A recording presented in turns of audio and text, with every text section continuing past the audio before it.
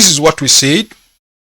When you are given a question on cash flow, any question on cash flow, there is a procedure in which that question should be done.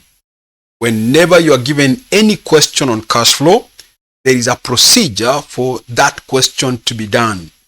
What is that procedure? Listen, you are required to go and analyze. Listen, you are required to go and analyze every item in the balance sheet. Every item in the balance sheet, seeing how that one item will help you to prepare your cash flow statement.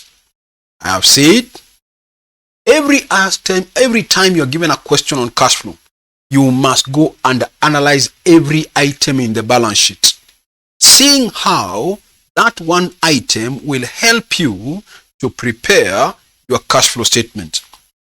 I am not saying that you must put down the workings for every item. No. Some items in the balance sheet, you just conclude by looking at the figure last year, the figure this year. You don't need to do a working in terms of calculations. No. So, how then do you go about it? Listen. Say it. Every time you have to analyze every item in the balance sheet. Listen. As you keep analyzing those items in the balance sheet, listen, as you keep analyzing those items in the balance sheet, you already know what you are looking for. You already know what you are looking for. The only thing you are looking for is the figure, but otherwise you know what you are looking for.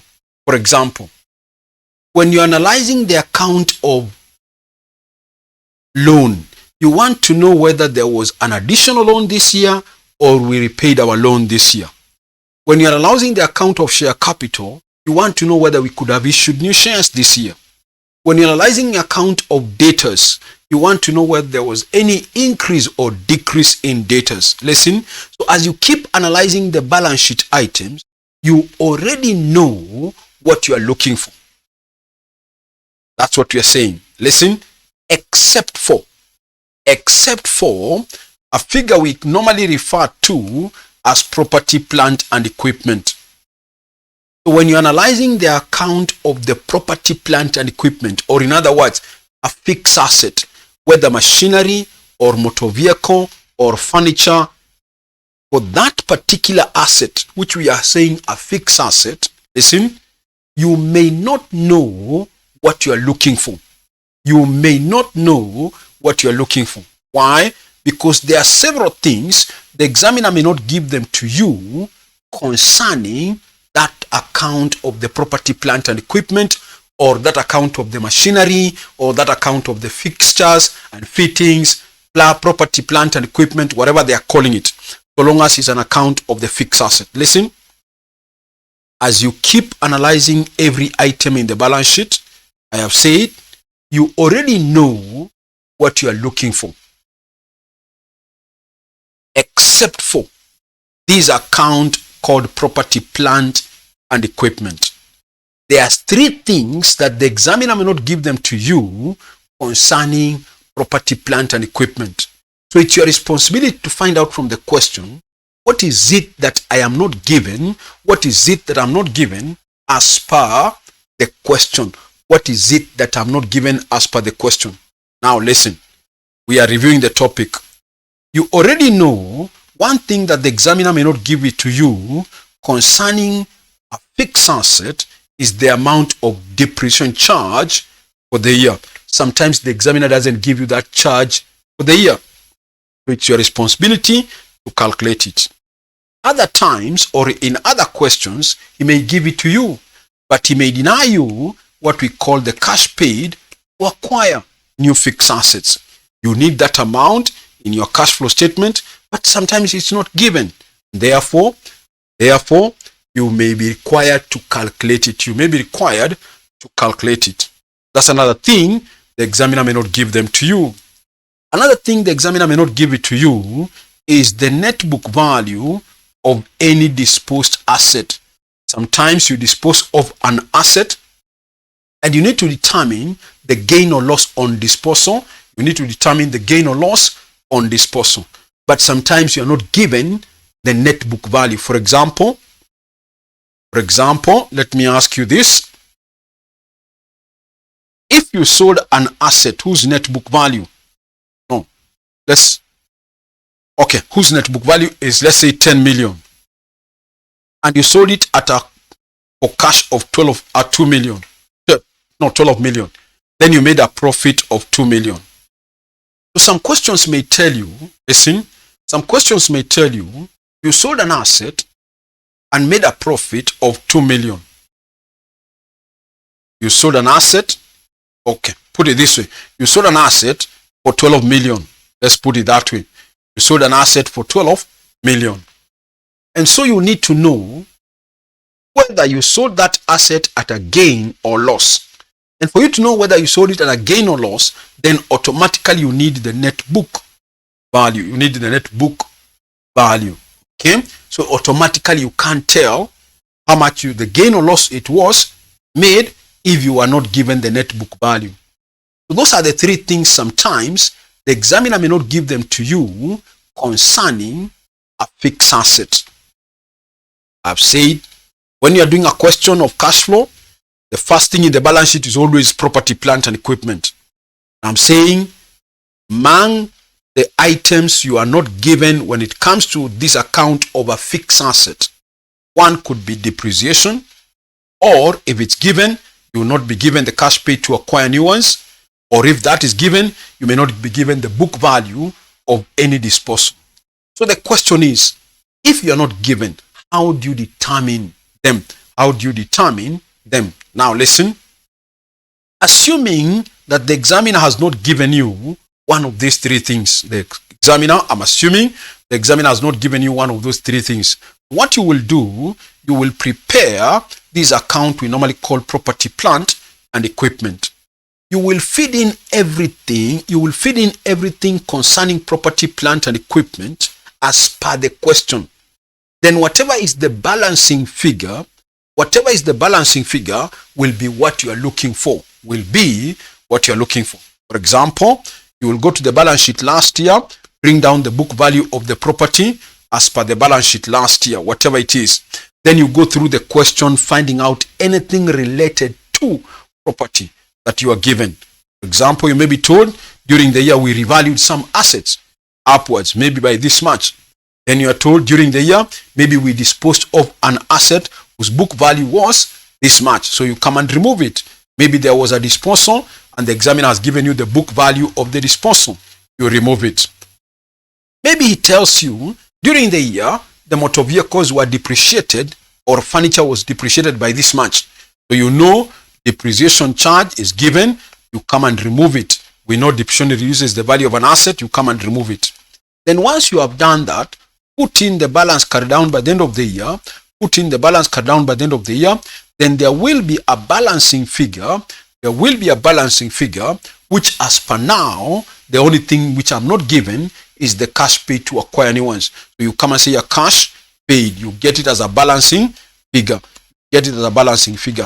That's what we are trying to say. So to get the cash paid to acquire new ones, for example, assuming it was the item that was not given, so I would be required to prepare the account of the property, plant, and equipment. I've said, feed in everything concerning this account as per the question. Then whatever is the item missing, you determine it as a balancing figure. Good. I've said there are three things. Sometimes the examiner may not give it to you. If he gave you the cash paid to acquire new ones, and maybe he denied you the depreciation charge, then feed in the cash paid to acquire new ones, feed in the disposal, then you get the depreciation charge for the year as a balancing figure, assuming he didn't give you the depreciation charge. Assuming in another question, he never gave us the book value of the disposal. So he gave you the cash paid to acquire new ones, you feed it. He gave you the depreciation charge for the year, you feed it. And then you now get the net book value as a balancing figure. That's how you determine any one of these three things that sometimes the examiner may not give it to you. Of course, in past papers, you are denied at least one. You are denied at least one. So it's normally your responsibility to calculate it. So I've said, whenever you are given any question on cash flow, we have done this before in class. Say, go and analyze every item in the balance sheet, seeing how that one item will help you to prepare your cash flow statement. That's the general statement. I have said also, as you keep analyzing those items in the balance sheet, you already know what you are looking for. You already know what you are looking for. I said, for example, when you're analyzing the account of share capital, you just need to know whether the company issued more shares during the year. When you're analyzing the account of loan, you need to know whether there was an additional loan or there was a loan repayment. And the other accounts, I said, as you keep analyzing, you already know what you're looking for, except for, that's the key point now, except for this account of a fixed asset by whatever name the examiner is calling it. Whether it's calling it property, plant and equipment, whether it's calling it machinery or furniture or building, whatever the question will call it. I have said, for that fixed asset, there are three things the examiner may not give them to you concerning that fixed asset. One would be the depreciation charge for the year. Two, the cash paid to acquire new ones. Three, any disposal of a fixed asset. Sometimes you may not be given the book value of a disposed asset, meaning it's your responsibility to get it. I've also said, listen, if the examiner denies you one out of these three, then you will prepare your account of the property, plant and equipment, feed in all the information concerning that account of the property, then the balancing figure will become whatever you are looking for. From my illustration, I was looking for the cash paid to acquire new ones, so I got it as a balancing figure there. But I've also said, if the question did not give you the depreciation charge for the year, then that is the one you will get it as a balancing figure. You will have already fed in the cash paid to acquire new ones.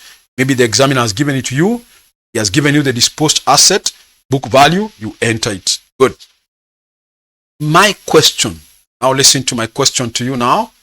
My question to you is this. Suppose the examiner never gave you two things. One, depreciation charge. Two, cash paid. How are you determining if the examiner has not given you any out of those two things? Suppose the examiner has not given you two out of the three things. How are you determining it? It's a challenge I'm throwing to you because we have already done the topic. We are reviewing before we do the question. So now I'm asking you, what if the examiner has not given you two out of three? What do you do? Remember, you can't get a balancing figure of two things in one account. What do? Somebody to chat. If the examiner has not given you two out of these three things, what were you doing in order to determine? One, depreciation charge, it's not given. Two, cash paid to acquire new ones, it's not given. How are you getting them? How are you getting them? Somebody to chat. I will see. Just one or two words I will be able to know. Remember, we are reviewing the topic before we do the question. So this is the most challenging item in the cash flow topic. How to analyze fixed assets. That's the most challenging. Otherwise, the rest I keep knowing what I'm looking for. Except for fixed assets, that's the one I've said. You only have to be very careful. So somebody to chat, tell me, what do you remember? What do you remember? How do you get, in case the examiner has not given you two out of the three things? Two out of the three things, how do you get them? Okay. Somebody to chat. I just want to see whether somebody can remember. Those who are in class with us, we must have discussed this. Yes. Okay. Let me take it faster so that we move faster. This is just a reminder. Now listen. Listen to this now. Sometimes, to know whether 2 out of 3 things are missing or only one is missing, to know whether, listen, to know whether 2 out of these 3 things are missing, listen, to know whether there are any 2 are missing or any one is missing, you look at how your balance sheet is presented to you as far as that part of the fixed asset is concerned. It will guide you. The way the examiner has presented his balance sheet, it will guide you as to whether only one item is missing or 2 things are missing. Listen, the following are the ways in which a balance sheet could be presented. 1, you could be given a balance sheet, maybe 2023, 2024, and in that balance sheet, you are just given this amount called property, plant, and equipment. One figure last year, let's say 200,000. Another figure this year, let's say 400,000. That's one way the examiner could give you your balance sheet. The second way in which the examiner can give you the balance sheet is this. 2023, 2024. It gives you property, plant, and equipment at cost. Let's assume 5 million. Then he comes and says here, less accumulated depreciation. Let's say 4.8 million. Then he is left with a book value of that 200,000. And the second year, maybe the cost was 7 million, I'm assuming. And maybe the accumulated depreciation was 5.6 million. To give you a book value of 400,000. Now listen. Now listen carefully. If from the question you realize that you're only given one figure for the fixed asset, like in the first illustration, it means, listen, it means that the examiner has maintained the account of the property, plant, and equipment on the basis of the net book value. The account of the property, plant, and equipment has been maintained on the basis of the net book value. Oh, somebody had already answered it. Thank you, Mwasi. Somebody had already answered it. Thank you, Mwasi. That you have to open 2 accounts. I'll talk about it in a short while. Now, when you find that the examiner has given you both the cost of the asset and the accumulated depreciation, listen, then it means he's separating the two. He's separating the two.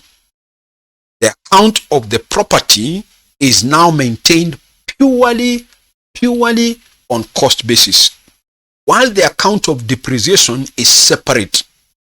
So you cannot touch anything to do with the depreciation in the account of the property now. No, it's a separate account. What you will do, if 2 things are missing, let me start with the first one here.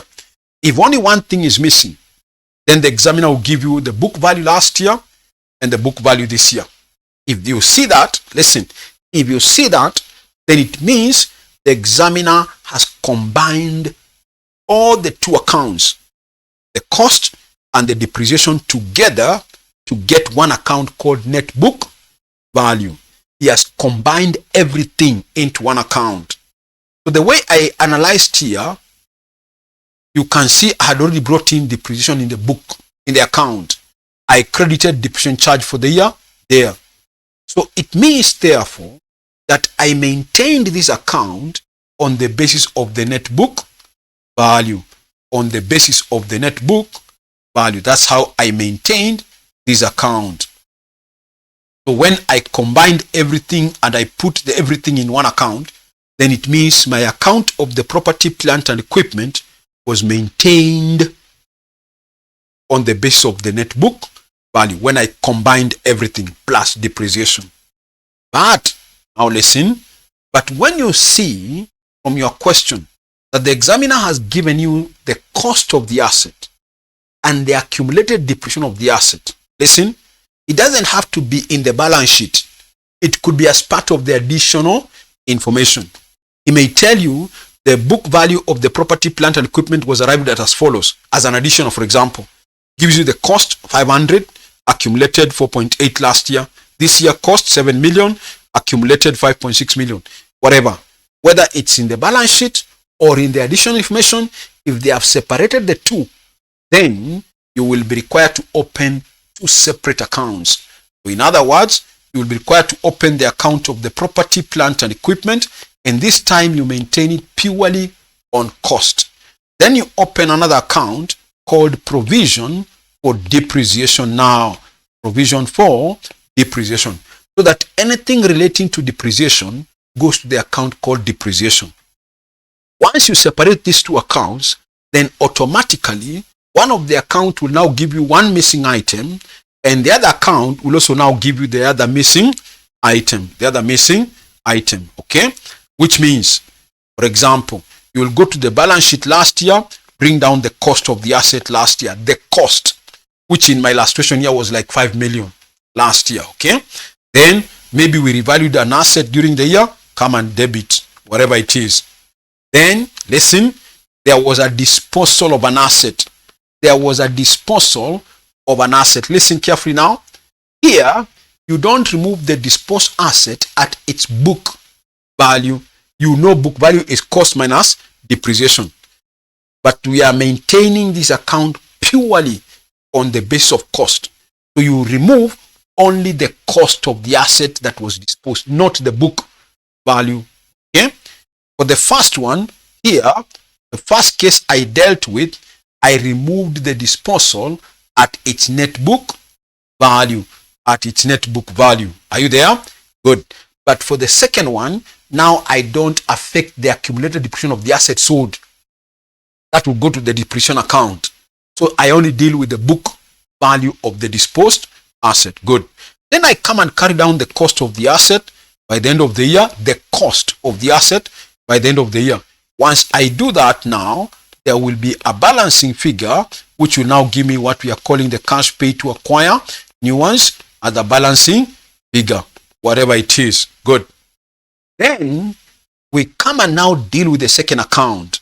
I bring down the accumulated depreciation of the asset last year, the question, whatever it is. Like in my case here, it was about 4.8 last year. Bring it down. Then, listen, this asset that was disposed, it must have been cumulatively depreciated by a certain amount. The question might tell you that the asset disposed had been cumulatively depreciated by this much. Remember, every time you kept depreciating the asset, you kept charging it and carrying it down. Kept charging it and carrying it down. So the accumulated depreciation of the asset sold is already part of this balance brought down. Is already part of the balance brought down. So now that we are disposing an asset this year, you also remove its accumulated depreciation. How? By debiting. So whatever is the accumulated depreciation of the asset sold, you come and remove it. Are you there? Good. Then you now carry down the balance by the end of the year, whatever is the accumulated depreciation by the end of this year, whatever it is. Then once you do that now, there will be a balancing figure, which is normally the charge that goes to the P&L account as the depreciation charge for the year. The depreciation charge for the year as a balancing figure now. That's what you will now get. So this is how you determine, listen, this is how you determine the two things if they are missing from the question. You cannot get a balancing figure of two things in one account. I've said. So, as I summarize, we have said, if you realize from the question, whether in the balance sheet or from the additional information, you realize that you're only given the book value, only the book value of the property, plant, and equipment. then most likely, only one out of the three things will be missing. It could be depreciation is missing, or if that is given, it could be the cash paid to acquire new ones is missing, or if that is given, it could be the net book value of the disposed asset. That may not be given. So when you are given the book value of the asset, just know you are looking for one out of the three things. Okay? Good. When you realize that the examiner has given you somewhere the cost of the asset, and he has given you the accumulated depreciation last year and this year, listen, most likely two things out of the three will be missing. Listen, obvious, the examiner cannot deny you three things, the three, all of them. No, because you can't get a balancing figure of three things in two accounts. We cannot create a third account when it comes to property plant. We only create an account of cost and depreciation. So he will give you at least one, but deny you the other two. So if he denies you the other two, then you open separate accounts. Open an account of the property, plant, and equipment, and purely maintain it on cost. Purely maintain it on cost. Everything is on cost in that account. That will give you the missing item. One of them, like in our case here, we are getting the missing item as the cash paid to acquire new ones. Good. Then open another separate account called provision for depreciation, where we were assuming the examiner has not given me the depreciation charge for the year. Feed in everything concerning depreciation, bring down the accumulated by the beginning of the year. If there was any disposed asset, get the accumulated depreciation of the asset sold, remove it from the depreciation by debiting. Then you carry down the balance by the end of the year. Then there will be a balancing figure, and that balancing figure will represent the depreciation charge for the year. Are we together so far? Because I've said, listen, I've already said, the only challenging item in the cash flow analysis is the fixed asset.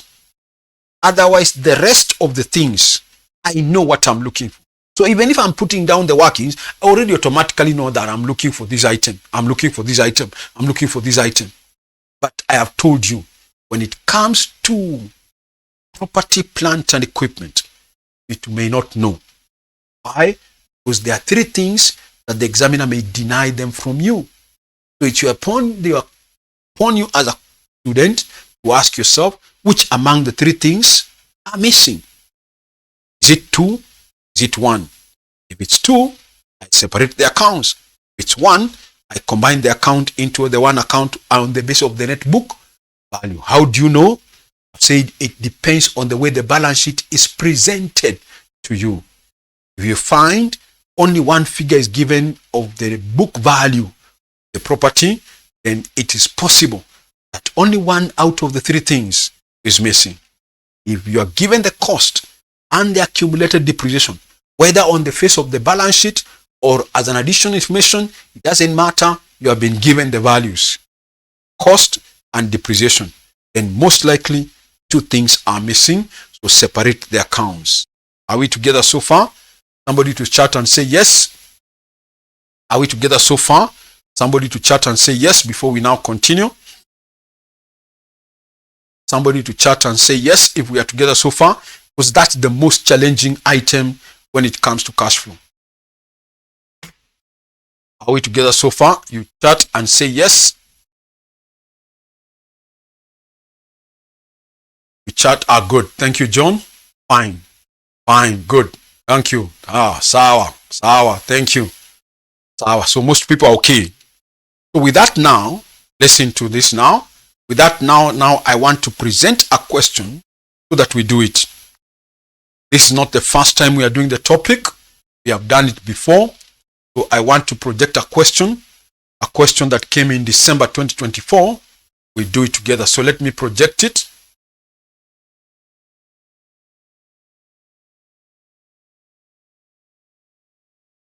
I don't know whether you can see it. Are you able to see it? You say yes, so that I know. Are you able to read it?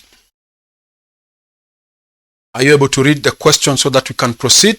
I've projected it. You're able to read it? We say yes so that I know. Okay, fine. Somebody says he can't read it. Good. So these are questions that came in December 2024. It was question number 4. It was question number 4. So let me read it. It says, the following are the consolidated financial statements of Novo Limited for the year ended 30 September. You are given a column for 2024 and a column of 2023. Among the items in the balance sheet, among the non-current assets, you are given property, plant and equipment. You are given the book. You are given the goodwill. You are given investment in associate. Among the current assets, you are given inventory. You are given accounts receivable. You are given cash and cash equivalent. Then you are given among the equities and liabilities. You are given ordinary share capital. You are given share premium. You are given revaluation reserve, retained earnings. Then you are given among the equities also. You have the total there. Then you have the non-controlling interest. Non-controlling interest. After that, we go to liabilities. After that, we go to liabilities. Among the liabilities, we have a minute. Gone wrong somewhere. It's a minute. Okay, fine. So I was saying, among the liabilities, you can see we have bank loan. We have deferred tax. Among the current liabilities, we have accounts payable and a current tax. Then you are given the consolidated statement of income. No, consolidated statement of profit or loss and other comprehensive income. Among them, you are given revenue, cost of sales, group profit, gross profit, operating expenses, profit from operation, gain on disposal of subsidiary, finance cost, share of associate, profit of associate. Then you are given profit before tax, income tax. Then you are given profit before tax, other comprehensive incomes. You have given gain on revaluation of property. Then you have profit for the year attributable to the group. Then you are given attributable to the non-controlling interest.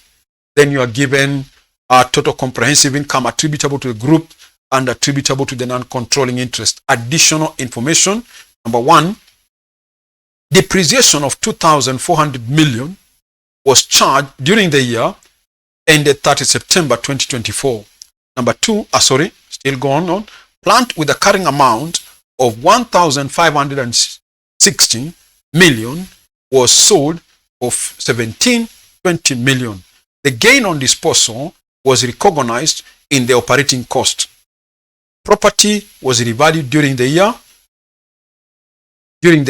resulting in a revaluation gain of 1,400 million being recognized. Number 2, during the year ended 30 September 2024, Novo Limited acquired 75% of the ordinary share capital of Simba Limited, paying a cash consideration of 9,400 million. The non-controlling interest, NCI, was measured at fair value of 21.25 at the date of acquisition. The fair value of Simba Limited's net assets at the acquisition date was as follows. The given property, inventory, accounts receivable, cash and cash equivalent, accounts payable, and current tax. Then you are given the total net assets at acquisition. Number 3, during the year ended 30 September 2024, Novo Limited also disposed of its entire 80% shareholding in Kifaru Limited for cash proceeds of 5,300 million. The subsidiary was considered as a separate unit of operation. Kifaru Limited had been acquired several years ago for cash consideration of 37.50. NCI of 20% was measured. NCI of 20% was measured at its fair value of 2,000 million at acquisition, and the fair value of Kifaru Limited's net assets were 4,600 million at that date. Goodwill had not suffered any impairment. Good. Next.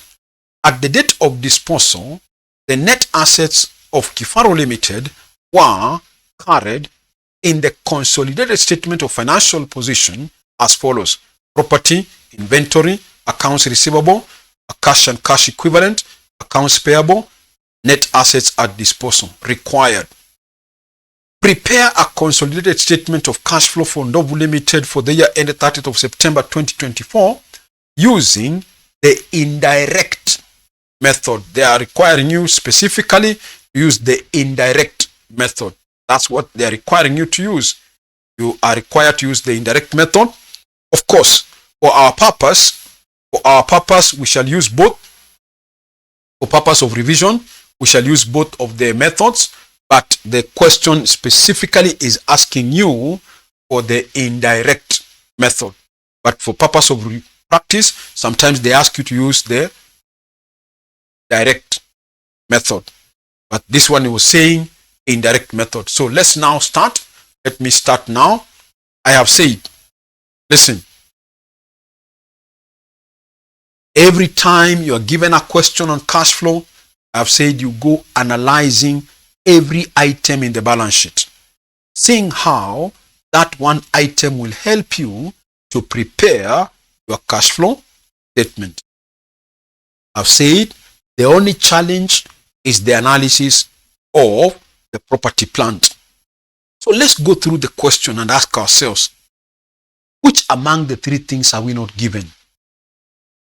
When we were reading the question, did we read anywhere the examiner having given us depreciation charge for the year? I think so. I think I saw it under note number 1. They gave us the depreciation charge for the year. That was given. Number 2, was I given any cash paid to acquire new ones? In other words, did they say somewhere that during the year the company acquired property, plant and equipment at this much? I can't remember reading it anywhere. 3, did they dispose any asset? And if so, were we given the book value? Was there any disposed asset? Yes. And if so, was there any book value? I think they was giving it to us. Let me confirm. I think it was given to us by note number somewhere. Let me go to the question. Yes.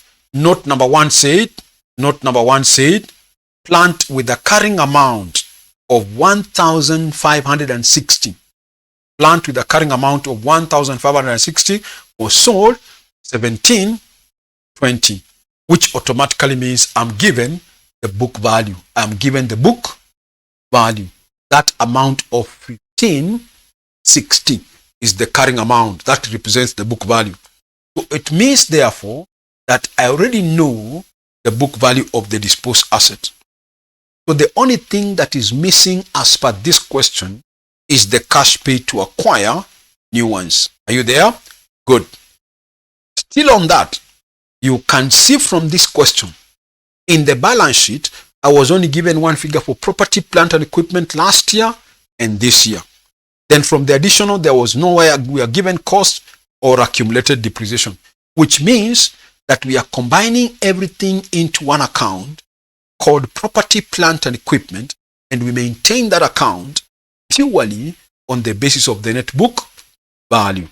So with that idea now, let's do the question now. I think I've reminded you what we had said during the normal class or during the class in the previous when we were tackling the topic. Good. Let's do the question now. This is a question of December 2024, question number 4. December 2024, question number 4.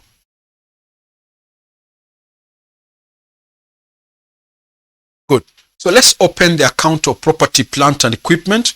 We feed in everything concerning that account.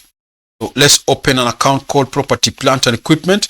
In fact, you can put in bracket net book value to remind you that we are maintaining this account purely on the basis of the net book value. Purely on the basis of the net book value. Let's feed in everything concerning the account of the property. Feed in everything concerning the account of the property. Then the balancing figure will represent the cash paid. Let me go to the balance sheet last year. Bring down the book value by end of last year. I bring down the book value by end of last year. So from the balance sheet last year,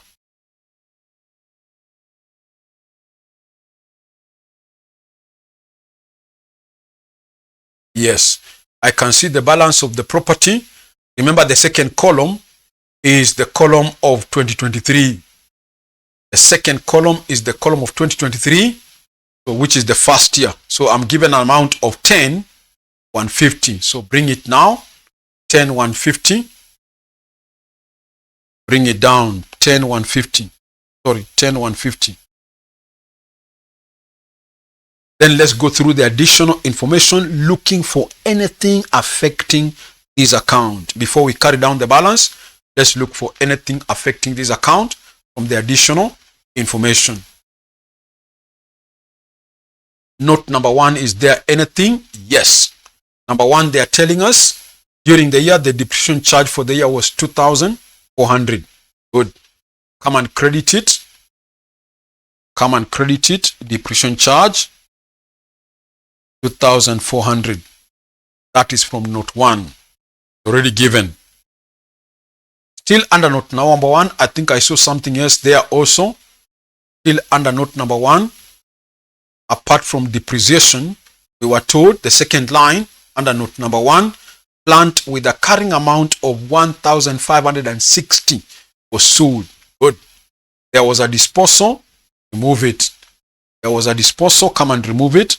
We come and say a disposal. 1,000, is it 560? Let me confirm. Yes, 1560. Good. 1560. Good.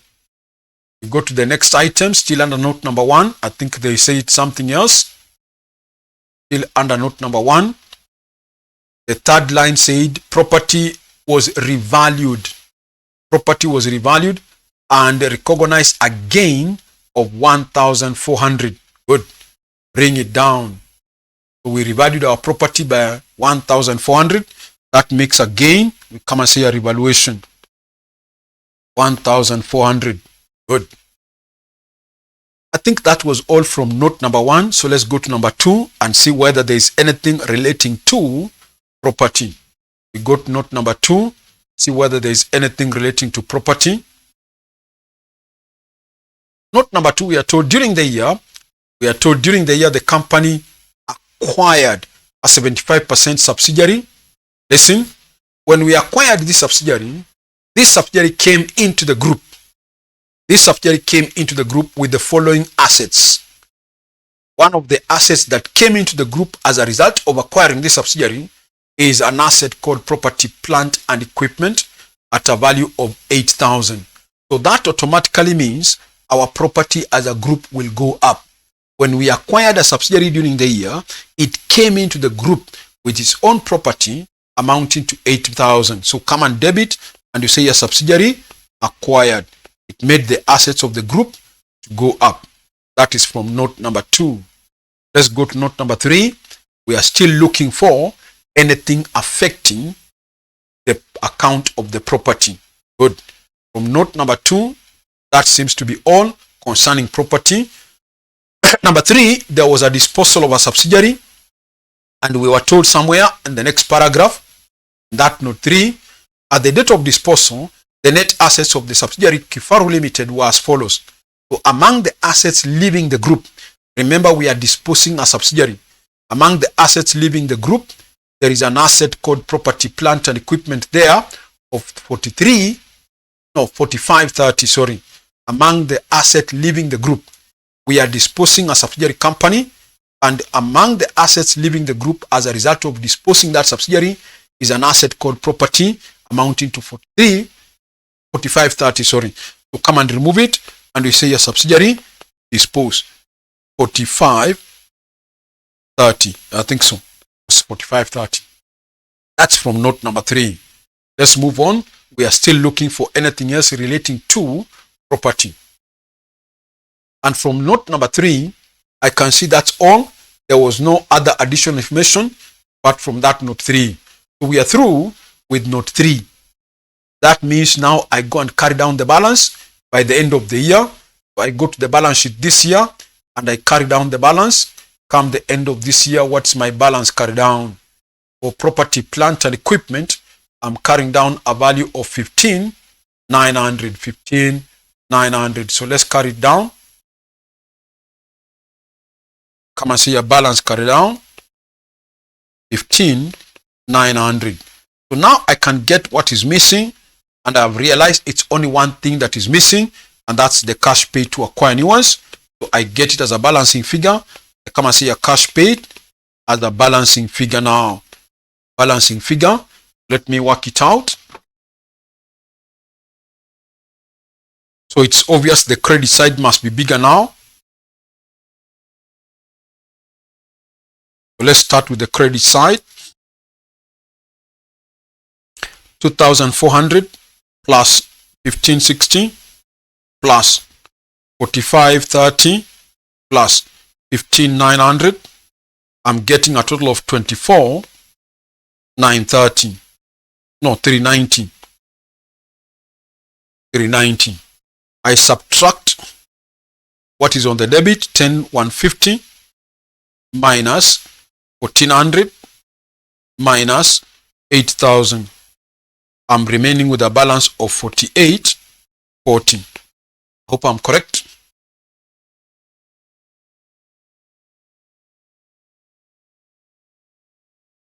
$48.40. So that's the first item we have analyzed. Finish. We want to go to the next one. I've said you keep analyzing one item after the other, seeing how that one item will help you to prepare your cash flow statement. I've also said sometimes you don't have to put down the workings. Just look at the balance sheet last year and this year and you're able to conclude. Sometimes you have to do the workings, but you still have to analyze it. Good. Let's go to the next one. From the balance sheet, what's the next asset? We are analyzing one item after the other.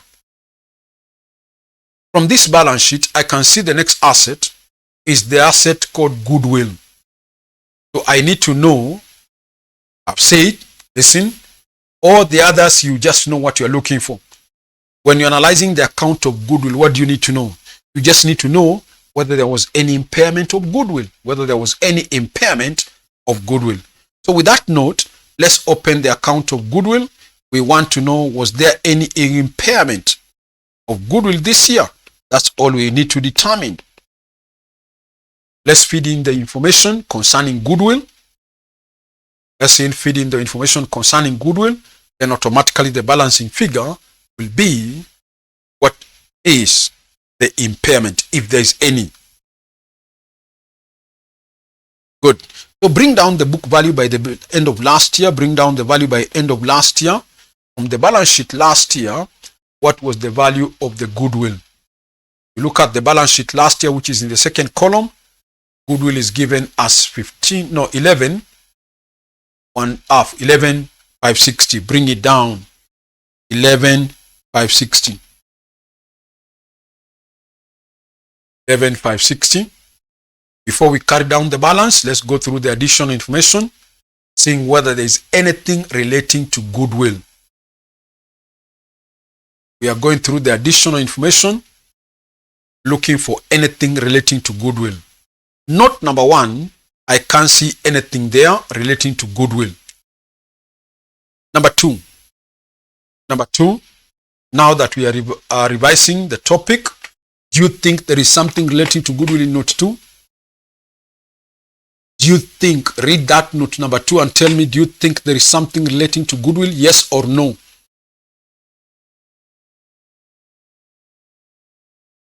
Now that we are reviewing the topic, you should tell me from that note 2, do you think there is something relating to Goodwill? Yes or no? Okay, thank you. Somebody has already answered it. Somebody has already answered it. I'm not saying it's right or wrong. I just want to hear another opinion. Just want to hear another opinion. Yes or no? From note 2, you think there is anything relating to Goodwill? Now that we are reviewing the topic, yes or no?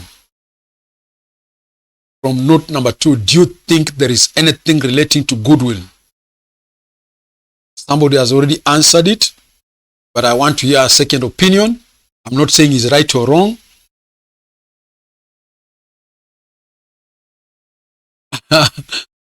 We are reviewing the topic, so I expect somebody to participate. If I was teaching it for the first time, then I would have first discussed it, which we did when we were doing this topic.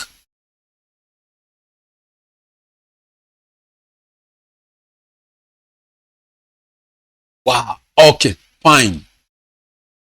So somebody called Alvin has said yes, and it's true. There is goodwill. Let me explain it. Now, the other issue is this. Listen. This is a group cash flow question. So some aspects of group accounts will have to come in. We are dealing with the cash flow of a group structure. Okay? This is a company which had several subsidiaries. They acquired one this year, they also disposed another one this year. So we are dealing with aspects of group. Now listen, from your topic of group accounts, you all know that goodwill can be measured in two ways. When you are acquiring a subsidiary company, you acquire that subsidiary and you also buy their goodwill. You know that from the group. But how do you value goodwill? You know that you can value goodwill in two methods. There is a method we call the partial goodwill method, and there's a method we call full goodwill method of valuing goodwill. Partial goodwill method is also referred to as proportionate of share of net assets. When you as a holding company, you buy 80% shares, we normally say you are also entitled to 80% of the net assets. When you buy 80% shares in a company, we say you're buying 80% of the equity. Equity is also known as net assets. When you buy 80% shares, we say you're buying 80% equity, you're also buying 80% of the net assets. The other 20% guys who bought the shares, whom we normally refer to as non-controlling interest, they also bought 20% of the net assets. So when you are required to value goodwill, listen, when you are required to value goodwill using what we call partial goodwill method, I know you know that we only calculate the goodwill that is attributable to the holding company only. You only calculate the goodwill attributable to the parent company or to what we call the holding company. But if you are told to use the full goodwill method, which we also refer to as fair value method, then you compute the goodwill both of the holding and both of the holding and the one of the non-controlling. Mine, I bought 80% shares. What is my goodwill? The non-controlling interest bought 20% of the shares. What is their goodwill? You combine the two to get the total goodwill. Listen, I'm reminding you some of the key items as far as group aspects are concerned. And the question is, how do you know which method to use? How do you know whether from a question the examiner is using full goodwill method or he's using what we call partial goodwill method? Partial goodwill method is where I said it's also known as proportionate share of net assets. Fair value method is where you compute the goodwill of both the holding and the non-controlling. Now, listen. To know the method the examiner is using as per the question. This is whether when you are doing a question of group accounts, it doesn't matter, or you are doing this cash flow question. To know whether they are using the full goodwill method or not, listen, find out from the question whether they have given you the fair value of the non-controlling shareholders. If the examiner has given you the fair value of the non-controlling interest, then automatically it implies that you as a company, you have to value goodwill in totality. In other words, you get the full goodwill of the subsidiary. But if the examiner has not given you the fair value of the non-controlling interest in a question, then automatically he requires you use only the method we call partial goodwill method. In other words, you only compute the goodwill attributable to the holding company. Okay? So it depends. If I find from the question that there is somewhere they have mentioned the non-controlling interest at a fair value of this much, then it means I'm required to get the total goodwill of our subsidiary. That is the key important point. If you don't see it anywhere in the question, then you know that you are only required to value goodwill and get the value of the holding company only, and you ignore the goodwill of the non-controlling interest. When I was reading note number 2, that we acquired this subsidiary, listen, when I was reading note number 2, when I was acquiring this subsidiary, they told us, let us read it again so that we get it together, that during the year ended 30 September 2024, Ndovu Limited acquired 75% of the subsidiary company at or for cash consideration of 9,400 million. Then you are told the next line, the non-controlling interest was measured at its fair value of 2,125. Then you are told the net assets at the date of acquisition. If you look at the totals down there, the total is 9315. Let me explain. Let me explain first before we do the question. Now listen. You paid, let us assume, I'm not referring to the question, you paid 10,000 shillings to buy 80% shares in a subsidiary company. At that point in time, the net assets of that subsidiary company were maybe, let's say, 9,000. Let me assume they have not given you the value of the 20%, guys. Let us first assume that. They have only told me I acquired 80% shares in a subsidiary company and I paid them cash of 10,000. But the net assets of our subsidiary at the date of acquisition were 9,000. Listen. So the logic is this. I bought 80% shares. Automatically it means I must have bought 80% of the net assets. I have just told you a short while ago. When you buy 80% shares, we say you are buying 80% of the equity. Equity is also known as net assets. When you know equity, you know net assets. When you know net assets, you know equity. So it means, therefore, the equity of this company at the date of acquisition was 9,000, which is the same as net assets. When you buy 80% shares, you are buying 80% of the equity. So it means you are buying assets amounting to 7,200. 80% of 9,000 is 7,200. So you, as a holding company, to buy that 7,200 worth of assets, you paid 10,000. So the question is this: why should you pay more to acquire less? I am paying 10,000 to buy assets worth 7,000. It means there must be something else I'm buying from this subsidiary. If I'm paying them 10,000 to buy 80% of the shares, and at that time their net assets were 9,000, which means I'm buying 80% of 9,000, it means I'm buying assets worth 7,200. So the question is, why should I pay you more to acquire less? It means I must have acquired your other asset called goodwill. And that is what we are saying, 2,800. Listen. But this question, they also told us, the 20% guys who bought their assets, their shares, let us assume their fair value at that time was 3,000.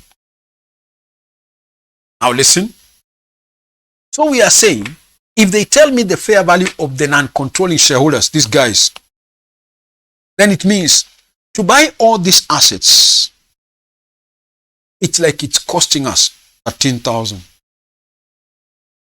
The fair value of the non-controlling interest is 3,000. Me, I paid 10,000. So it's like a total of 13 to buy all these assets. So that automatically means, therefore, it's like it's costing us 13, both of us, me as a holding company and the non-controlling shareholders. We are buying their assets at a total of 13.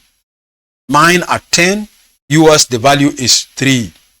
So it means it's like 13,000. To buy assets, what? 9,000. So in total, we are buying your goodwill of 4,000. Which you can also argue this way. Listen. If you as a non-controlling shareholders, you paid 3,000 to buy what percentage of the shares? 20%. 20%. 20% of 9,000, the net assets were 9,000. 20% of 9,000 is 1,800. So if you are paying 3,000 to buy net assets, you 20% shareholders, if you are paying 3,000 to buy 20% of the net assets, which are 1,800, why again should you pay more to acquire less? Master paid another 1,200 to buy their goodwill, you as the non-controlling shareholders. Which if you combine now mine here, which was 828, plus this goodwill of this non-controlling, 1,200, you get it as a total of.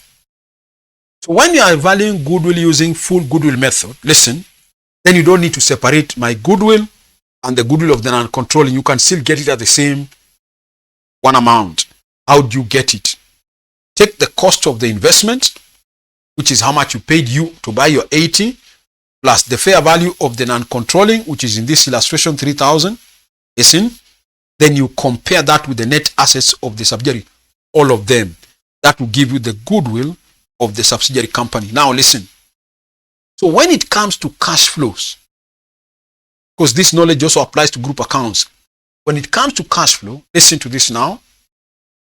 When you are acquiring a subsidiary company, this is important. The examiner will give you a list of the assets and the liabilities that are coming into the group.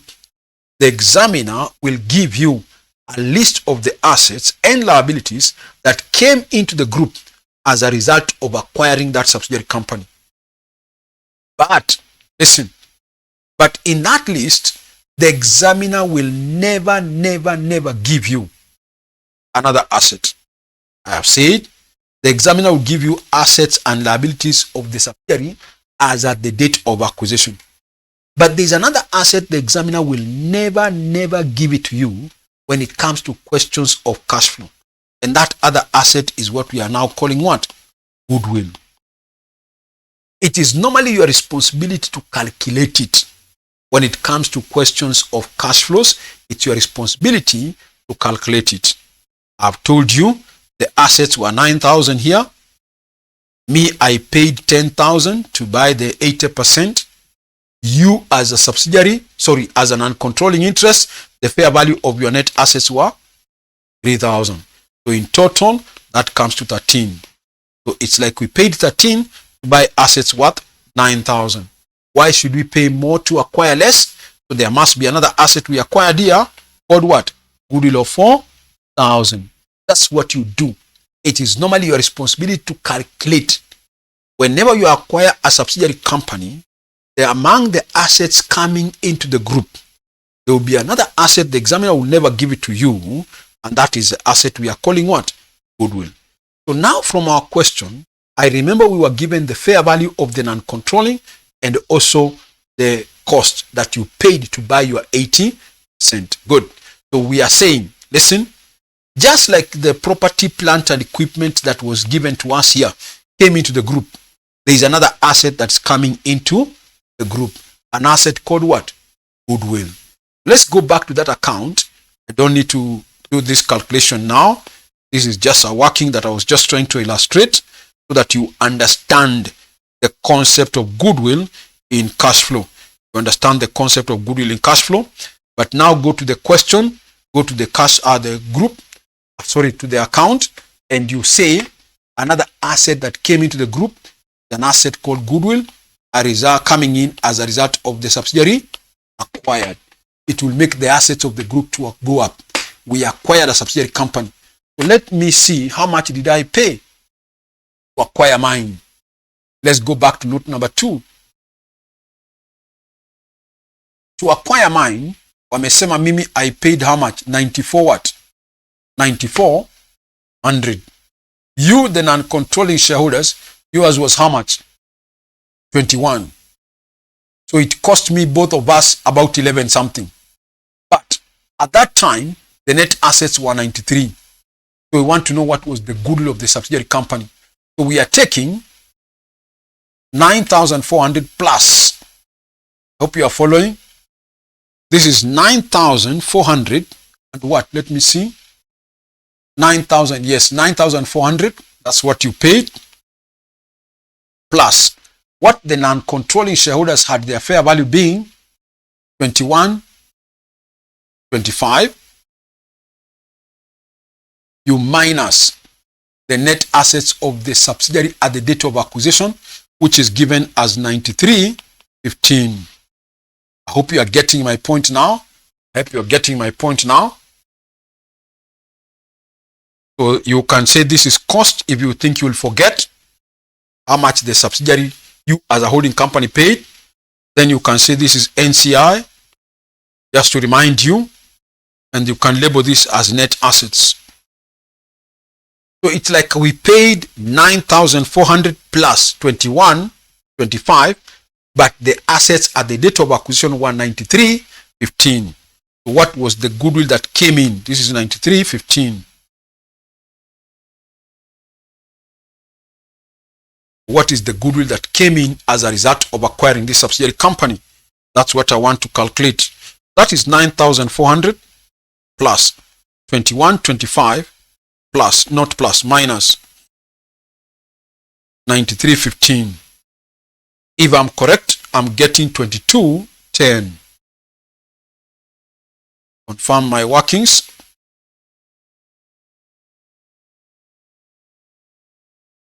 I'm getting 22.10. Good. That's from note number 2.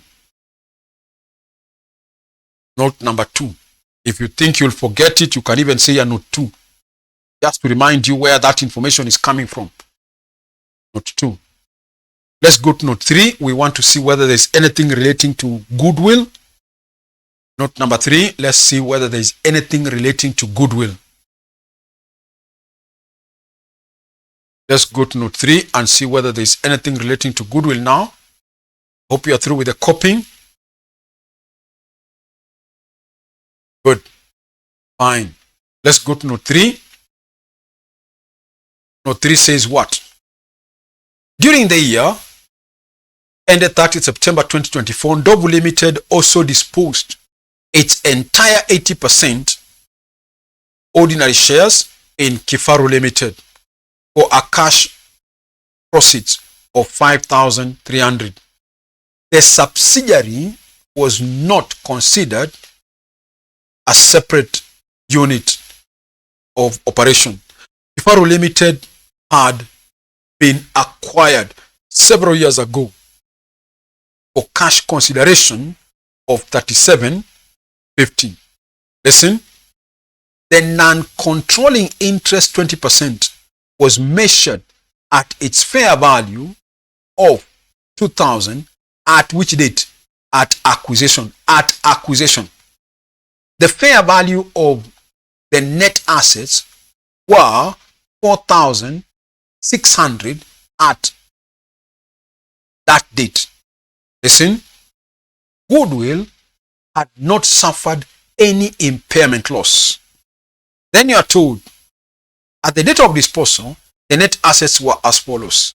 Good. Now listen again. Now listen. Whenever you dispose of a subsidiary company again,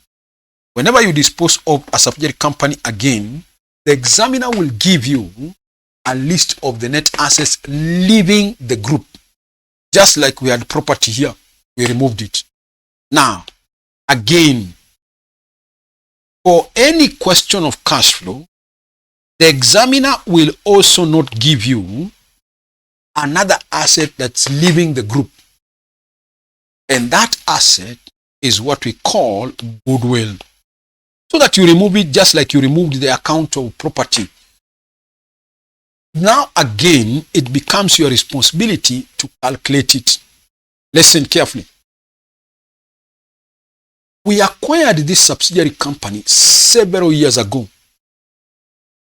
Here. We are disposing it this time. Listen carefully.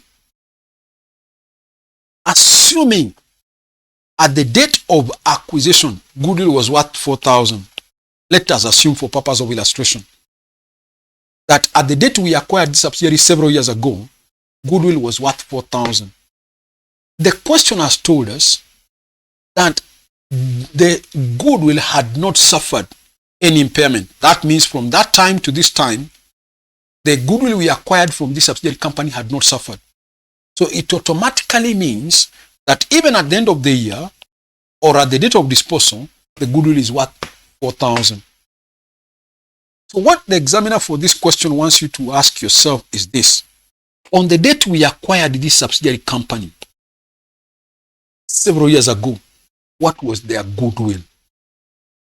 If I can be able to note their goodwill as 4,000, then I automatically know it is the same goodwill that is leaving when the subsidiary was being disposed. Why? Because there was no impairment at all of the goodwill. Are you okay? Good. So the challenge here is to get the goodwill at the date of acquisition. They have told us, listen, to acquire that subsidiary several years ago, you, when you are buying your 75% shares, let us assume it costed you maybe 9,000. To buy 75% of the shares, it costed you 9,000, sorry. Then, at that same day when we were acquiring this subsidiary company, those non-controlling interests who are controlling 25%, I'm assuming, their fair value was 2,000 for purpose of illustration. Let's put it 3,000.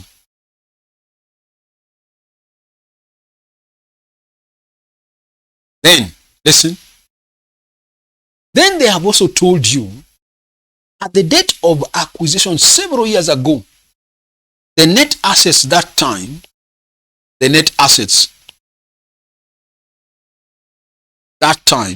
well, let us assume 8,000.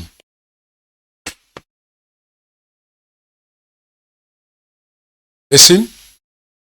So the concept that's like we did when we are doing the acquisition is the same concept. To get the goodwill at the date of acquisition, take what I paid, 9,000, plus what the fair value of the non-controlling interest was at that time, which is 3,000. That means it's like it comes to a total of how much? 12. Then we say, but at that time when we were acquiring that subsidiary company, their net assets were for 8,000. So automatically it means, why should we pay 12 to acquire assets worth 8,000? We must have bought their goodwill at that time. How much? Worth 4,000. Okay? But then the question goes on to say, being 4,000 being the goodwill at the date of acquisition, the question says, this goodwill has not suffered any impairment. So automatically it means I can now push it to be the same goodwill at the date of disposal. Listen, some questions tell you that since the date of acquisition up to the date of disposal, goodwill has suffered a 10% impairment. So you now know at the date of acquisition it was 4,000, but at the date of disposal it has lost 10%, which is 400. That means it may back 3,600. Some questions tell you that from the date of acquisition of that subsidiary up to the date of disposal, goodwill has suffered a 10% impairment. So you now know that the goodwill leaving the group is not 4,000 but 3,600. I hope you are getting. But now the question tells me the goodwill of the subsidiary company from the date of acquisition to the date of disposal had not suffered any impairment. So it means what you will get as the goodwill at the date of acquisition, which in our illustration here is 4,000, will be the same goodwill at the date of disposal. Good. So the challenge now comes again. How much was the goodwill at the date of disposal? So that we come and remove it just the same way we removed the property. We need to come and say a subsidiary disposed. Look at now the workings. It remains the same. The workings remain the same. We go ask ourselves from the question, when we were acquiring this subsidiary company several years ago, what did we pay? Hope you can see from note 3. Wamesema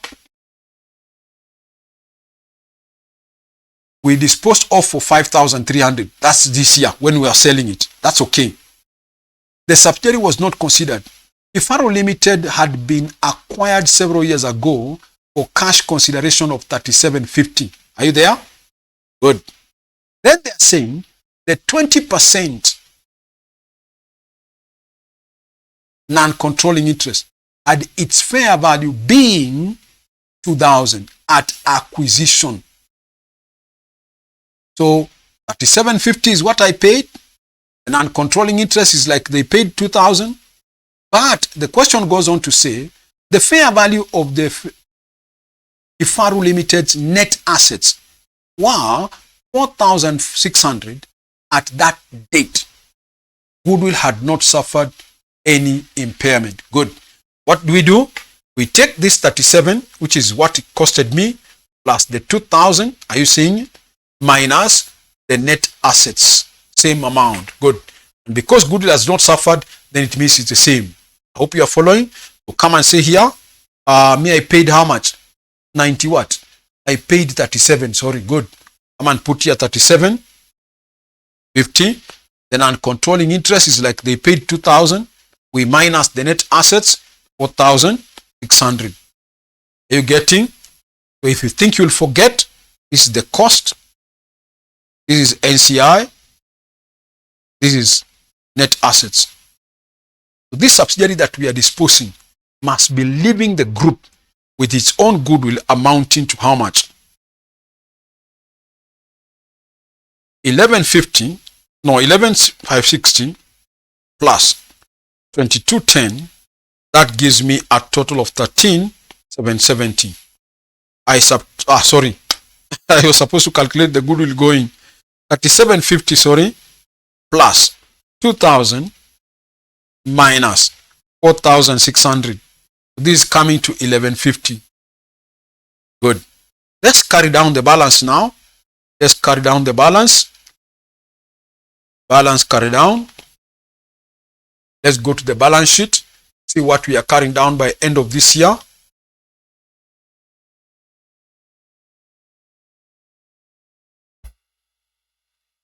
From the balance sheet this year, we are carrying down our goodwill amounting to 12,060. 12,060. I hope you can see it there. 12,060. Good. So it looks still, but at the debit side looks to be more. So let's minus. So this is 13,770 minus 1150 minus 12,060. Looks like I'm remaining with a balance of 560 on the credit side, and we say here impairment as a balancing figure now. That is 560. Good. I hope you have got it. So we still knew we are looking for impairment. That's the point. But there is a challenge there in terms of determining the goodwill that came in and the goodwill that left the company. Any concern for that so far? Any concern for that so far? Because it's an account. Listen. This question, listen to this again. This question was a bit challenging in the sense that it had both acquisition and disposals. You know from your past papers that most of the times the examiner will only bring a question of acquisition of a subsidiary during the year without disposal. Other years he is bringing a question on disposal only. But this time they have combined a subsidiary being acquired and a subsidiary being disposed. But most of your questions, it's either acquisition pure cash flow or disposal pure cash flow. This time they have combined the two. That means there is acquisition at the same time disposal. But what's important is the key information of understanding that when you are acquiring a subsidiary company, I've said, listen, when you are acquiring a subsidiary company, that subsidiary company that you are acquiring came into the group with its own goodwill. The examiner will never give it to you. It is your responsibility to calculate it.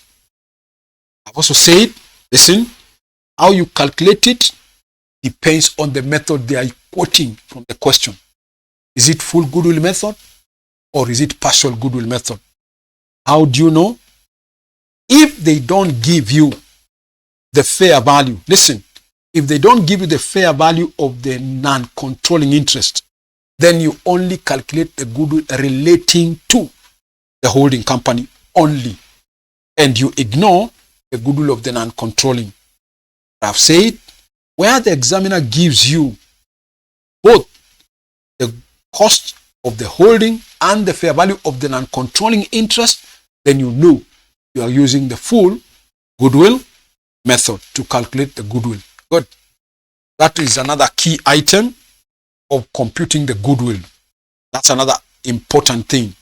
Though I was explaining and saying, as you keep analyzing the balance sheet item, you know what you are looking for. So we knew we are looking for impairment. It's only that the workings now became no more, but the subsidiary is goodwill acquired and the subsidiary is goodwill disposed. But otherwise we knew we were looking for whether goodwill has suffered any impairment loss or not. Good. So let's go to the next item now. We are still analyzing one item after the other in the balance sheet. Good. So after goodwill, what is the next item in the balance sheet? Let me check. What's the next item in the balance sheet after goodwill? Good. After goodwill, the next item in the balance sheet I can see is investment. That one is easier. Normally it's not having a major problem. When you're analyzing the account of associate, you want to know how much was the dividends paid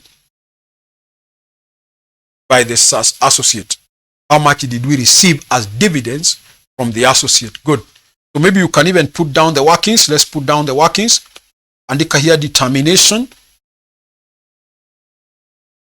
of dividends received from associate. You know that is not difficult when you're analyzing the account of investment in associate. Here ikwangi ngumu, investment in associate. We feed in everything concerning the associate, and the balancing figure represents the cash dividend that you received, you as a holding company. How much was the cash dividend you received from the associate? Good. So bring down your entitlement. Don't forget you have an associate. So there is a figure you are entitled to them. Let's go to the balance sheet last year and see as a group what is our entitlement from this associate company. What is our entitlement? This associate company. From this balance sheet, I can see our entitlement last year was 33.75. 33.75. Bring it down. 33.75. That was your entitlement by the beginning of this year. Listen. Then from there, you know that as a group, in the current year, that was last year's balance. But during the current year, we as a group, there is a profit share we are always entitled to from our associates. We began the year with our entitlement amounting to 33.75. But at the same time during the current year, we as a group, we are controlling maybe 25% or 40% shares in that associate. We are entitled to a share of the profit from them. So you go looking for your profit share from this associate in the income statement of the group. So you go to the income statement. I should have asked you that question, but for the sake of time, I've just decided to explain it. You normally go to the P&L account and look for your share of profit from your associate. Do we have a share of profit this year? Yes. From this associate, I can see we have a share of profit of associate, and that's amounting to 720. That is looking like 720.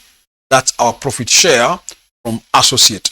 Of course, listen, it has been added in the P&L account. It has been added in the P&L account, meaning it has been credited in the P&L account. When you credited the P&L account, automatically you must debit the other corresponding account. That profit share will increase our entitlement. We had an entitlement of 33, but during the year we were entitled to a profit share of 720. That will increase our entitlement by another 720, which is our share of profit from them. Listen, from the additional information, I can't remember reading anything. From the additional information, I can't remember reading anything concerning associate. It means the only remaining thing is for me to carry down the balance by the end of the year. What is our entitlement at the end of this year? We go to the balance sheet and find out our entitlement at the end of this year from our associate. And I can see from this balance sheet, by end of this year, our entitlement is 38.75. That is our balance. Carry down 38.75. Good. Carry down that amount, 38.75. So if there is a balancing figure, then it must be the dividends we received from our associate. And it looks like the debit side is more. So obviously there is a balancing figure, 33.75 plus 720. That is giving me 40.95. If I minus 38.75, I'm remaining with a balance of 220. That's what we get it here as cash dividend received. As a balancing figure now, that is 220. Good. That's all for the dividends received from the associate. Good. Finish. Want to go to the next analysis. Don't forget, we said you keep analyzing one item after the other, seeing how it will help you to prepare your cash flow statement. Of course, we are taking a bit of time to do this question because we have to understand it. Otherwise, in the exam, maybe you should have finished the question by now because you'll be alone and you move faster.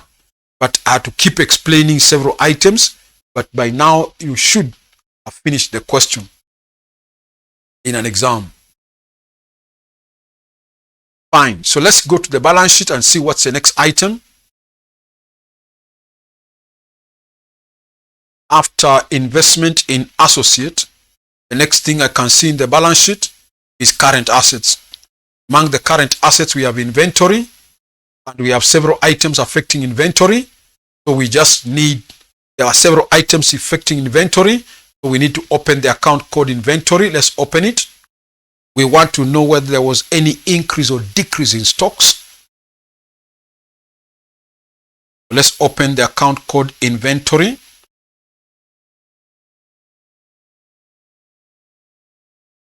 We bring down our balance by the beginning of the year. So this is balance brought down. So from the balance sheet last year, our stocks were given as how much? Our stocks were given, I can see it from the balance sheet last year, our stocks was 27.80. Bring it down. 27.80. 27.80. Good. Then we go to the additional information. From note number 1, nothing. Note number 1, there is nothing relating to stocks. Number 2, yes, we acquired a subsidiary company. It came into the group with its own bunch of stocks amounting to how much? 940. You can see it there. We acquired a subsidiary company, came into the group with its own bunch of stocks amounting to 940. We debit. Made the subsidiary's assets to go up. Debit. This is 940. Good. We go to note 3. look for anything affecting stocks. Is there anything affecting stocks in note 3? Yes. We disposed of a subsidiary company and it left the group with another bunch of stocks. That makes the stocks of the group to go down. We disposed of a subsidiary, left the group with a bunch of stocks amounting to 1030. Remove it. You come and remove it and you say a subsidiary disposed. 1030. Then I can't see any other information concerning the stocks. Come the end of the year, we cut down the balance. Come and see a balance carried down. The balance sheet this year, how much are we carrying down as our stocks? Balance sheet this year, we are carrying down stocks amounting to 2970. That's what I can see up there. 2970. Carried down. 2970. Which side is bigger?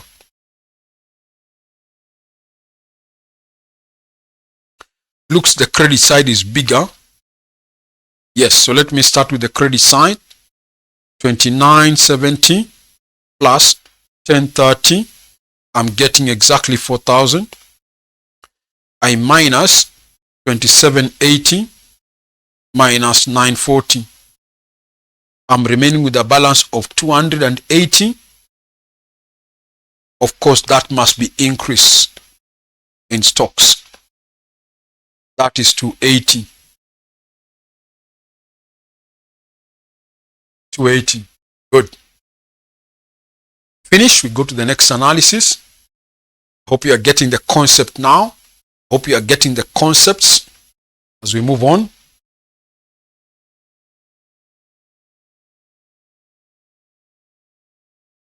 Let's go to the next analysis. After datas or after stocks, normally we come to datas. Is it the correct item? Let's check this question. Yes, I can see the accounts receivable. Last year, 2016. Bring it down. Accounts receivable. Let's open an account called accounts receivable.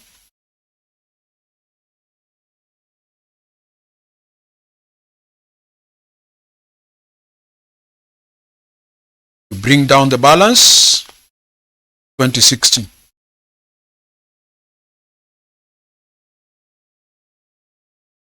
Okay. We go through the additional information.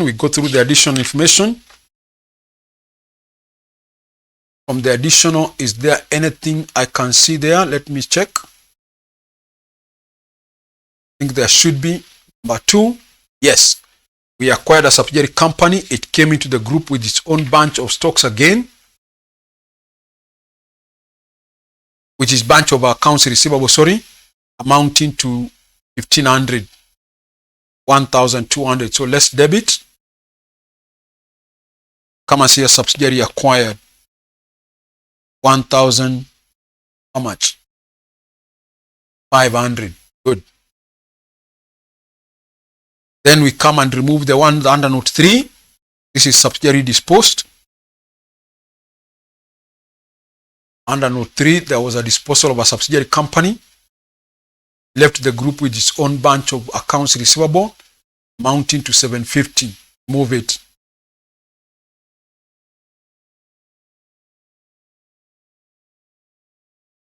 The question, there was nothing else, so we carry down the balance. By the end of the year, we are carrying down a balance of how much for debtors?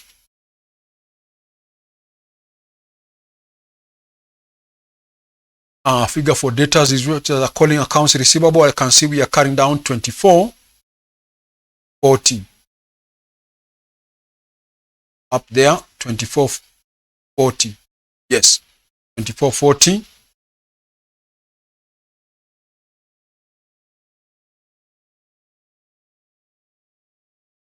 So which side is bigger? This time the debit side is bigger. It looks like that. Let me add the debit side. 2060 plus 1,500. I'm getting 36, no 35. 60. I minus 750 minus 2440. I'm remaining with 370. That is on the credit side, and therefore it must be a decrease in debtors. Must be a decrease in debtors. Finish, we go to the next one. We are still analyzing one item after the other, seeing how it will help us to prepare our cash flow statement.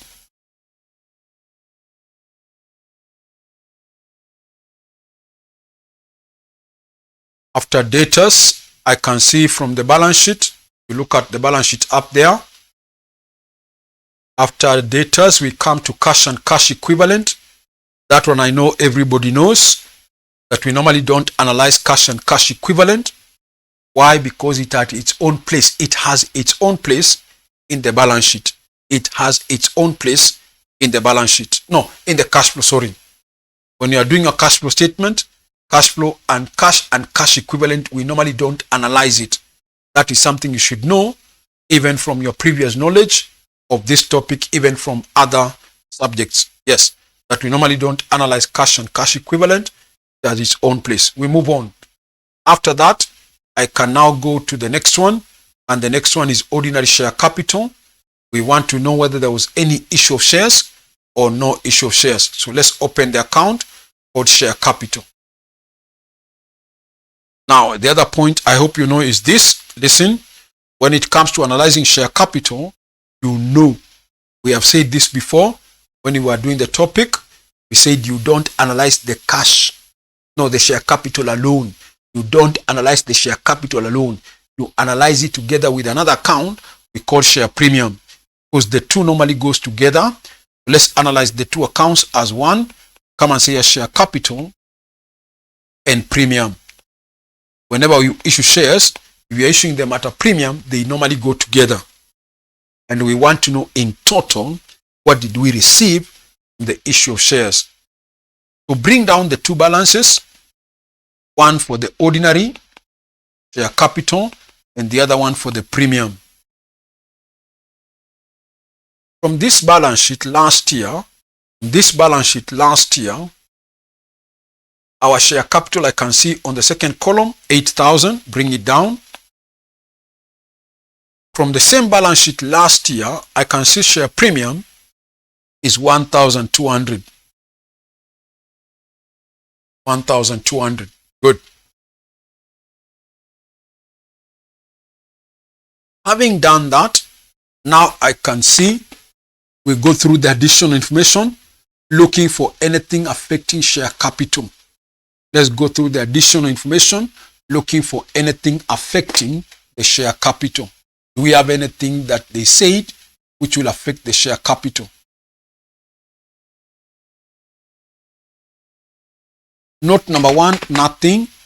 Number two, nothing affecting your share capital. Note that you have, number two, don't forget you are buying ordinary shares. Not that you are issuing. No, you are acquiring ordinary. That was when you are acquiring, not issuing. Good. So that means note number two does not affect your share capital. We are discussing about the shares you issued, not the shares you acquired. Yes. So note number two, you acquired 75% shares of another company, but we are looking for whether you issued your own. That does not affect your share capital. Number two. Number three, again, nothing. You only disposed your shares in another company. You did not issue. You are disposing your shares. Number three, nothing. That is all from the additional. It looks like now the only thing remaining is to carry down the balance. By the end of the year, let's carry down the two balances. By end of this year, we are carrying down share capital of 10,000 and a premium of 1,500. Good. So let's carry down the two balances. That is share capital 10,000. So we come and say your balance carry down. This is ordinary share capital against share premium. 10,000 is for the ordinary. I think I've picked that. Yes. And 1,500 for the premium.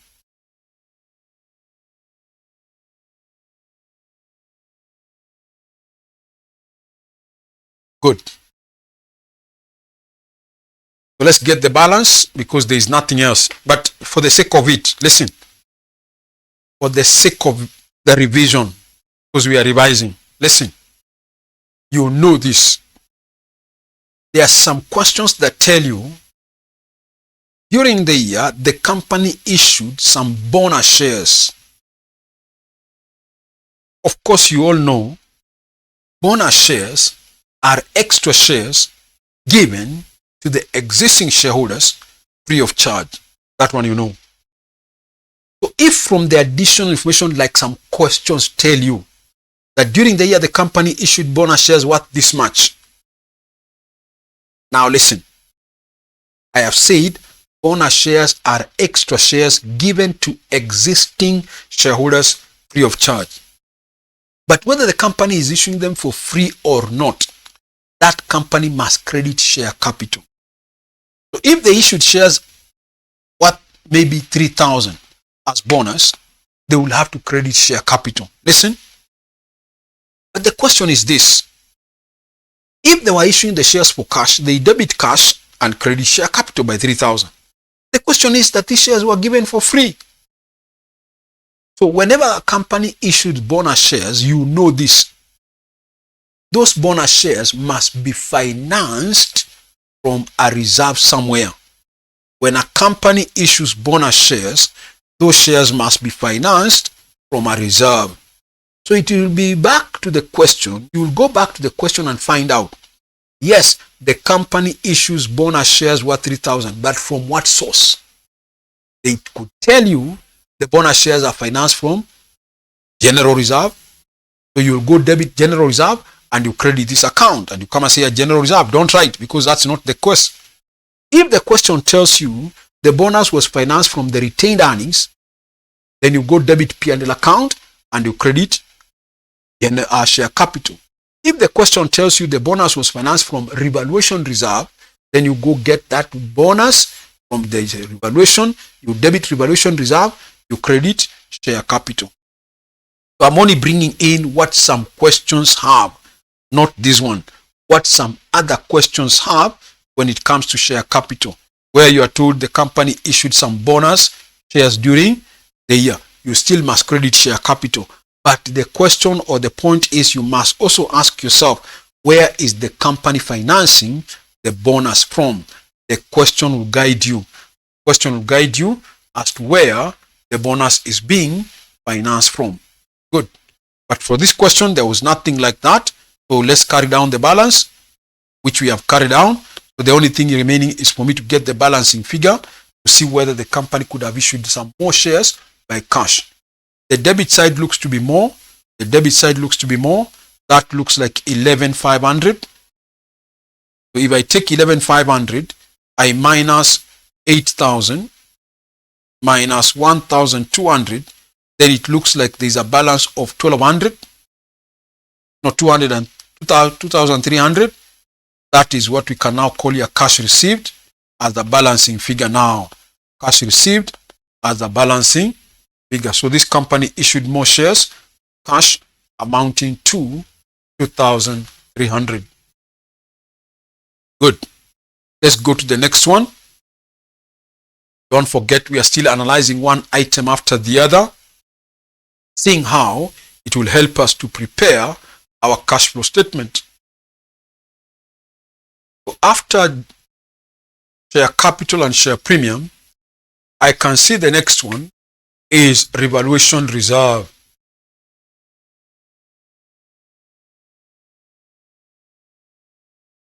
Normally, let me explain it. Normally, revaluation reserve does not affect P&L, and therefore it doesn't affect cash flow. But we can just reconcile. Last year, the revaluation was 32. This year, the revaluation was 46.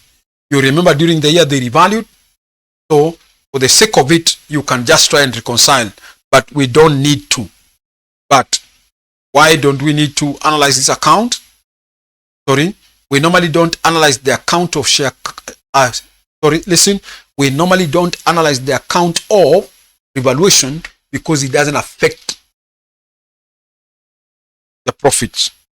So, but for the sake of it, let us just try and reconcile it for the sake of it. So maybe if you just need to know as your revision, open that account called Revaluation. We want to see whether the account is closing. Revaluation reserve. We bring down the balance. By end of last year, the balance was how much? 3280. Good. Then during the year, you remember there was a revaluation of the property, plant and equipment. That one I don't need to go back to the question. No. You can see during the year we revalued some property. I can see it here from the account of the property. We revalued the property by 1,400. We debited the asset. Let us credit this revaluation, 1,400. Then we come and carry down the balance. According to the balance sheet this year, we are carrying down a revaluation of 4680. 680. Is the account balancing? Yes. This is 4680. This is 4680. So automatically it tells me that this account will not affect the cash flows. That's just reconciled. Let's go to the next one. We are trying to analyze one item after the other, seeing what or how that one item will help us to prepare our cash flow statement.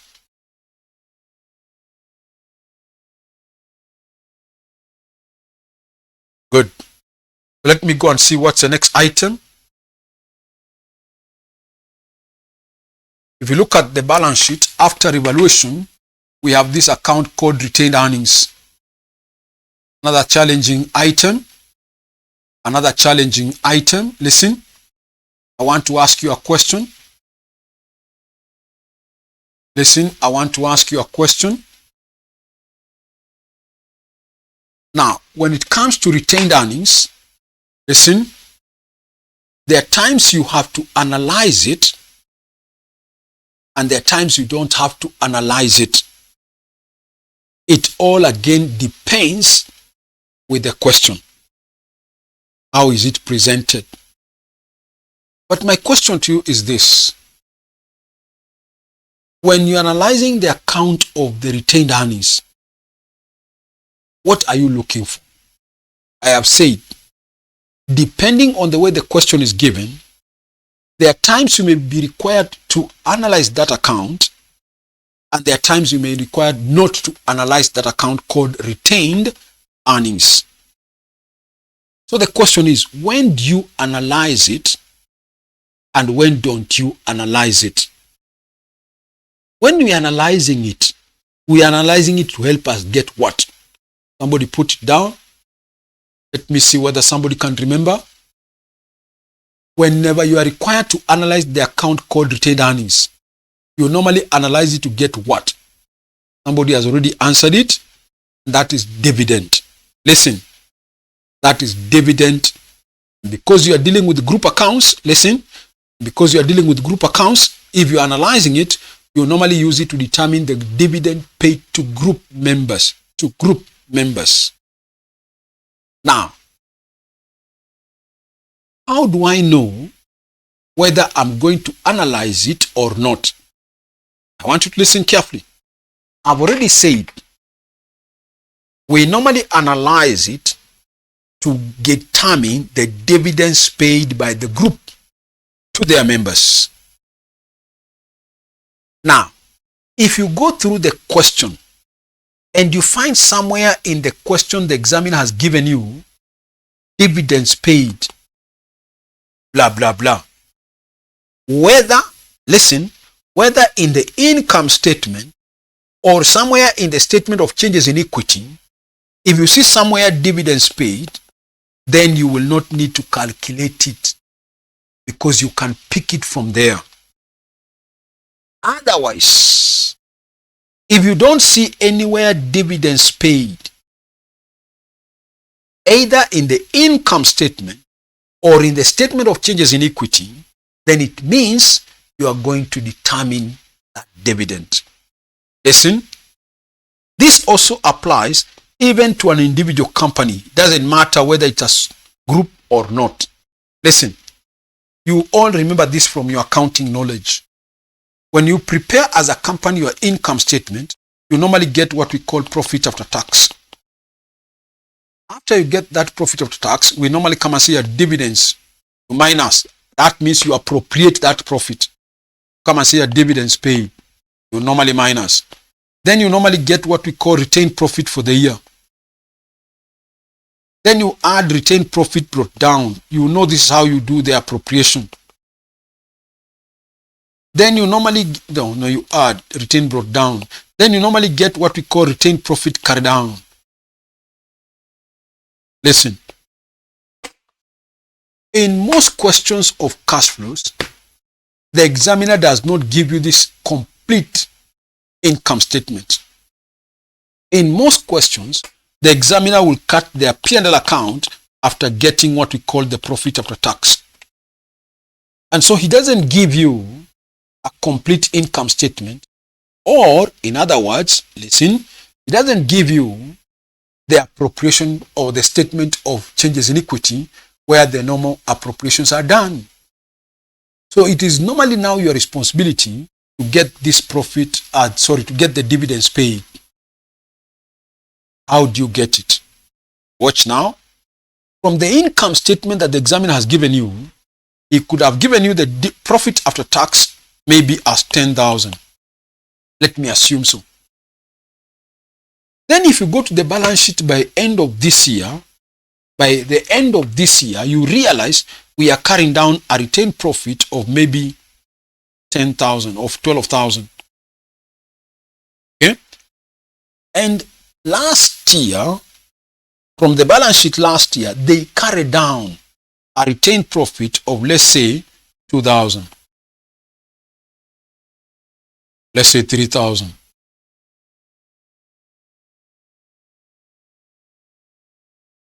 Listen now. So I'll ask myself this question. If by end of this year they are carrying down a retained profit of 12,000, out of which the retained profit by the beginning of the year was 3,000, how much was the retained profit for the year? It must have been 9,000. We are working backwards. You are arguing by saying, if they are carrying down a retained profit of 12, out of which the retained brought down was 3,000, what must have been the retained profit for the year? Must have been 9,000. So that if I add 9,000 plus 3, that comes to 12.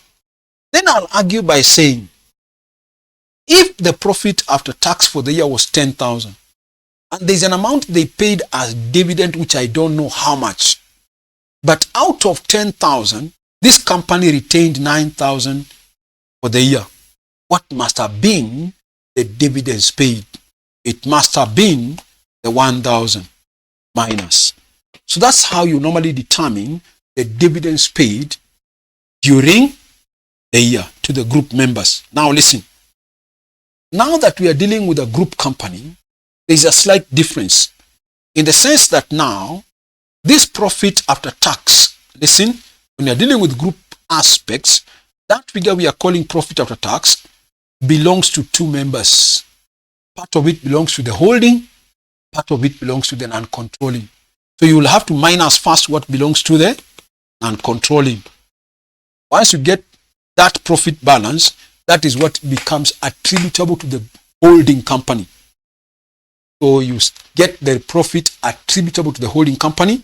Then you say they must have paid a dividend of this much. We don't know. That's what we are saying. We don't know how much.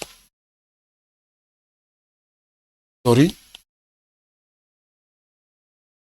We don't know how much. Then you say the retained brought down for the year is this much. We don't know. Sorry. Then you come and say add retained brought down, which you can pick from the balance sheet last year. Then you get what we're calling retained profit carried down this year from the balance sheet. Then you work backwards, get this dividend, get this dividends paid. Okay? So if it's a group question, you have to less the non-controlling share of their profit. So for this question, listen, there is nowhere I remember reading any dividends paid. I couldn't see it in the income statement. I couldn't see it in the statement of changes in equity. Let me just confirm. From the income statement, have they completed our income statement? No. You can see just there, they have given me profit after tax, meaning after deducting the profit, the income tax, they get a balance of 52.90. Forget about this other comprehensive incomes item. No. So if I can see that is 90, you can see how they have analyzed it down here. 46 was attributable to the holding, 600 was attributable to the non-controlling to give you that 52. I can't see any appropriations in the income statement. No. Have they given me a statement of changes in equity? No. So it looks obvious we must determine. The dividends paid to group members. Let's work it out now. Let's work it out. So you can even andika somewhere determination, just to remind you, andika somewhere determination of the dividends paid to group members. Determination of the dividends paid to group members. Determination, so that you remember when you are revising. Determination of dividends paid to group members.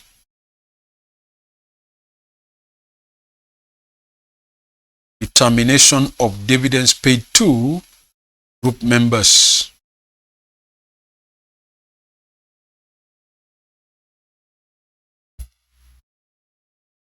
So come and say a profit after tax, which I think I've already mentioned it.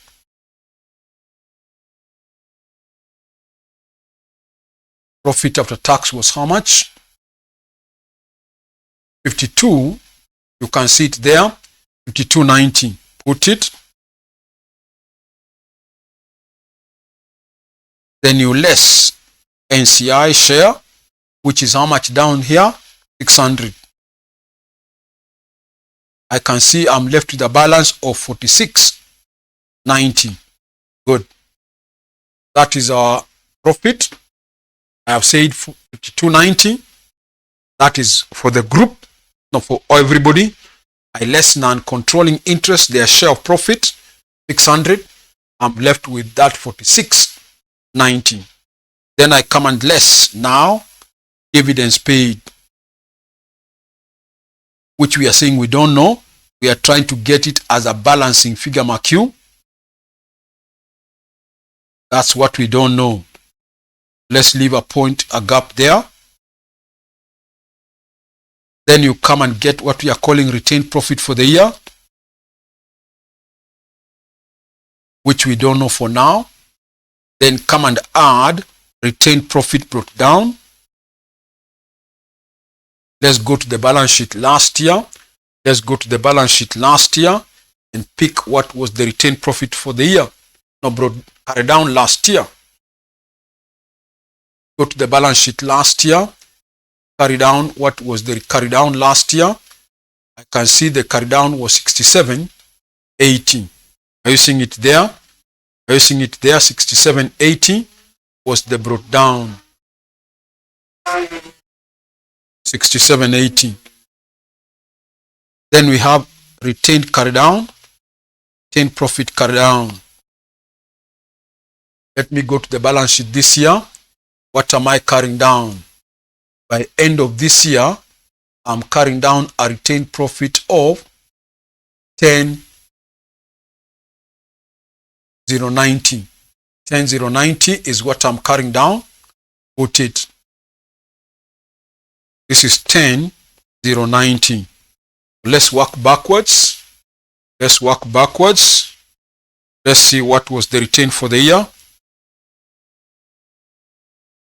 10,090 minus 67.80. If I'm correct, I'm getting 33.10.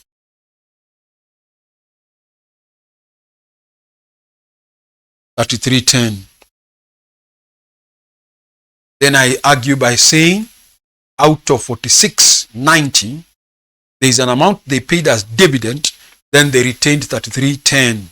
How much is it that they must have paid? Is 46.90 minus 3310, they must have paid a dividend of 1380.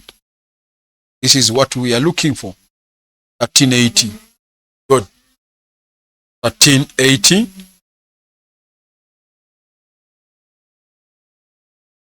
That's what they must have paid as dividend. Good. Okay. So maybe for today we can stop there. We shall finish the question next time. We shall finish the question next time because of time. Can't finish the question today. We can stop there for today. We finish the question next time. Otherwise, I hope you have understood what we have covered so far. Somebody to say yes or no, or if he has a comment. Have you understood up to what we have covered so far? Yes, thank you, Geoffrey, that you have understood what we have covered today. Maybe for today we can stop there. Unless there is a question or any other comment, we can stop there. We pick it up from there next time. And stop there. But before we leave, I was saying, I hope nobody has any other question. So I'm hoping everybody is okay. Somebody continue and say yes or no. Geoffrey has said yes. Any other person who feels he has something to say? Comment or something? Have you understood? Geoffrey says yes. Good. Something. Ask.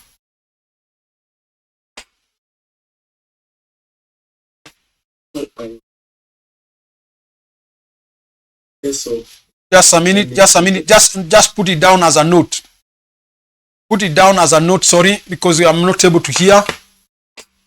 Put it down as a note.